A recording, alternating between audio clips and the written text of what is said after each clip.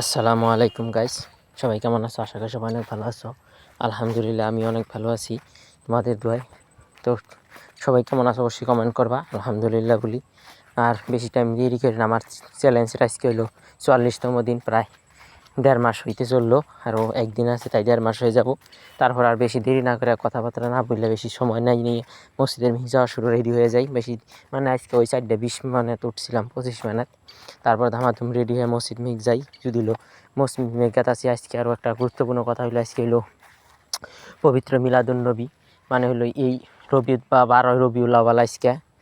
আজকের দিনেই মানবতার দরদি বিশ্বনবী মুহাম্মদ রাসূলুল্লাহ সাল্লাল্লাহু আলাইহি সাল্লামের জন্ম হয়েছিল 12 রবিউল আউয়াল। মক্কার এক সম্ভ্রান্ত পরিয়ালে জন্ম হয়েছিল সেই নবী, যে নবীর জন্য আমরা এত কিছু করি। সেই নবীর মানে আমরা সবাই তো খালি শুধু নবী নবী নবী নবী করি, মিলাদুন্নবী। আসলে মিলাদুন্নবীর অর্থটাই আমরা বুঝতে পারলাম না এখন পর্যন্ত। আলেমরা এত কিছু বলে, তাও আমরা মানে সেই মানে মানে কি বলবো, যে এই তো কিছু করার পর মানে যে নবীর যে আসল জিনিস যেটা করতে বলছে, তোমরা নামাজ ছাড়ো না, সেই নামাজটাই আমরা ছেড়ে দিছি ভাই।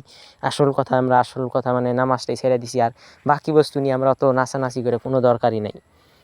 তো অবশ্যই সবাই আমরা 5 ওয়াক্ত নামাজ পড়বো। তার সাথে সাথে নবীজির যত সুন্নত আসিল, ওই সুন্নতগুলো আমরা সবাই আমাদের নিজের জীবনে প্রয়োগ করার চেষ্টা করব। আর অবশ্যই সবাই ফজর নামাজ পড়বো, মানে যে কোনো 5 ওয়াক্ত নামাজ পড়াটাই সবচেয়ে বেশি উত্তম। বা নবীর যত আদর্শ জীবনে লাগু করলেই জীবনটা ধন্য, বা নবীকে আমরা মানা বা সব কিছু মনে হবো। সবাই ভালো থাকো, আসসালামু।